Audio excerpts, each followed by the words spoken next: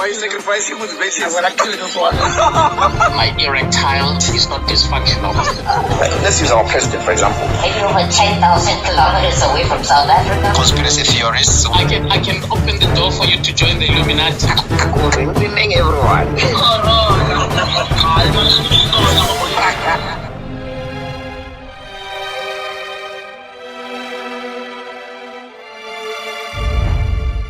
NippyCast. Hey, how's it, guys? Welcome to NippyCast, the unplanned edition, the Mahikeng edition, unplanned edition. Yeah, we need a jingle for this unplanned edition. It's gonna be talking about history, so let's go into it. Hectic weekend at a province called Northwest by a town called Mafikeng. Look, don't ask me what's the difference between Mabot and Mafikeng. Yeah, there's an explanation. We're gonna consult on that one. So what I like about where we're staying, it's a hotel. What's the name of this hotel again? It's one of the Protea hotels. So what I like about the design of the hotel is that what they did is they acknowledged the history of this town for the past 100 years. And you know me and my podcasts, I speak about the past. Sometimes I do predict the future, which nobody believes, right? So the design of this hotel was the car, not necessarily the design. The message that they preach in every room that you sleep in. I think I've stayed here almost whenever we come here for the past probably 4 years or so. So far, I don't remember the name. But yeah, I know where it is at the corner. Like, yeah, I brought tea. You know, it's one of those. Imagine how many hotels I've slept in. I won't remember all of them. And this PR for Proti. Hey, advertising. Yeah. So in one of the podcasts that we did was Africanism with Mega. I forgot what number of the episode it was. So here they are actually emphasizing on that. In fact, the irony of this is that we're here to do some sort of a cultural dialogue with the month of heritage being September. We're doing it somewhere at a civic center. Hey, you can hear it was a heavy night. A civic center by Mama True Civic Center by downtown there. Big speaker was the mayor of here. So they were having a dialogue. They were talking. They were also talking about history. People were talking about stuff, how the town used to be nice during the old government. This is like the old Putatwana. Mangope was the leader here. The same with that as well. And then we had the Wompepu back in the day. Shumaraventa, you know. They were talking. It was a nice one. I mean, we learned some few things. The dialogue was very mind-opening type of vibe. So the reason why I'm recording these things is because now when I'm at the hotel, I've seen these pictures before. Like every single room has got some history information. So let me take you through this. I don't know most of the things that they're talking about there, but I can tell you it's information that people that stay here should also know. So this is, I don't know if it's going to read backwards there.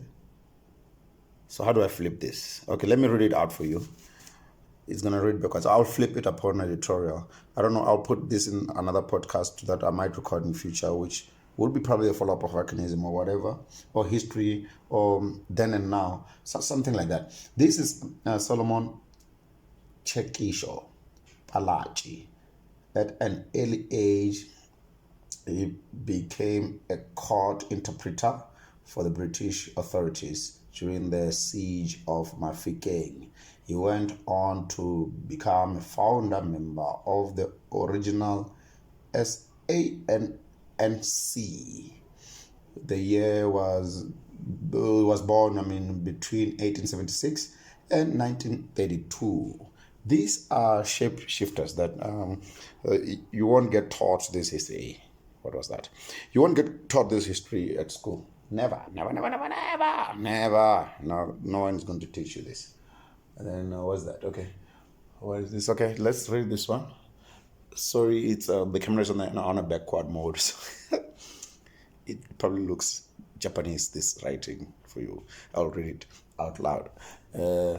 This one says, in the siege of Mafikeng, which is a continuation of this, right? In the siege of Mafikeng, £1 notes were issued by authority of Colonel Robert Baden Powell to be used as Boer war currency. So this is the part where the Boers decided to create their own currency, and then this was the first note. They decided to make their own. I'm coming! Nicola! I'm coming now to eat, and then we'll bounce after eating. Okay, Farhan. You are disturbing my podcast.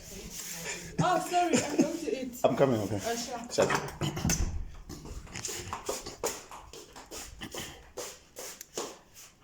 And I'll work with that.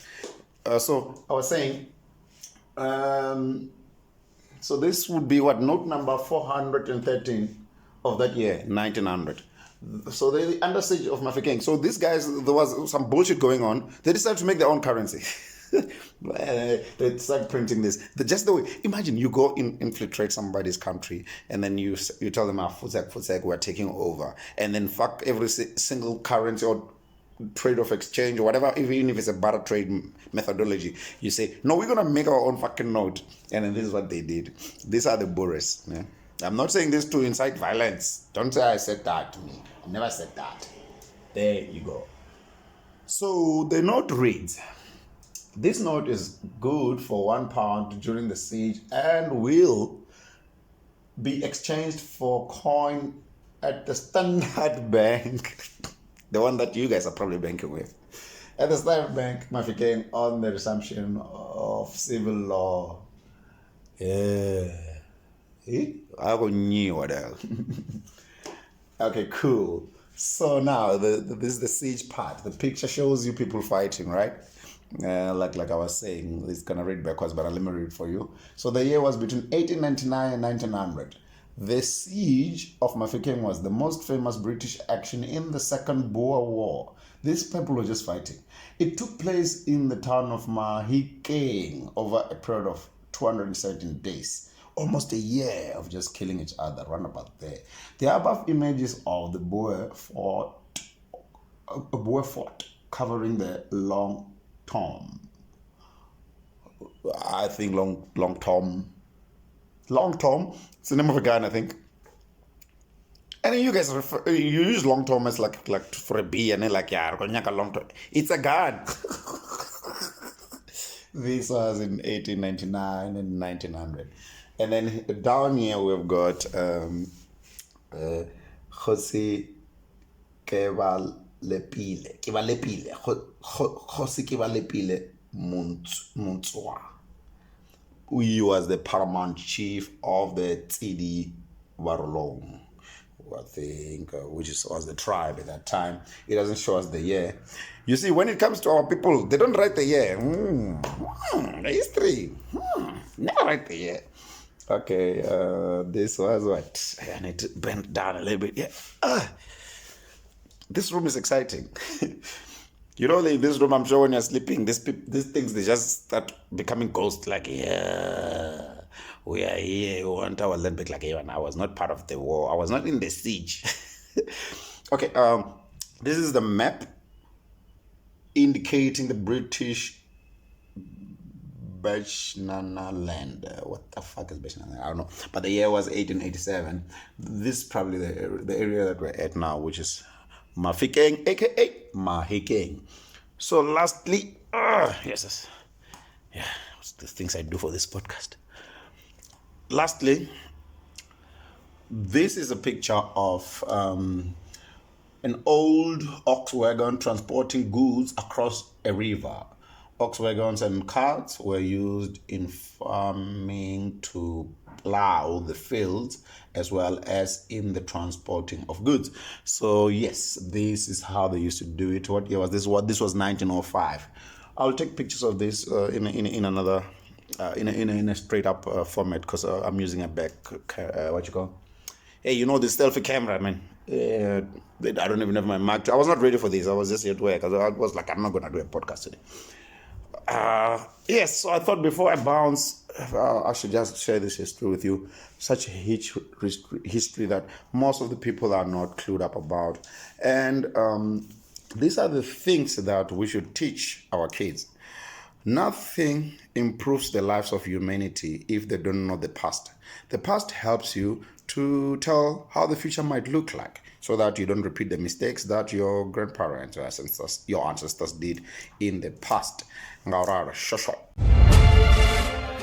Why are you sacrificing motivation? When I kill this one. My erectile is not dysfunctional. Let's use our president, for example. Are you over 10,000 kilometers away from South Africa? Conspiracy theorists. I can open the door for you to join the Illuminati. Including everyone.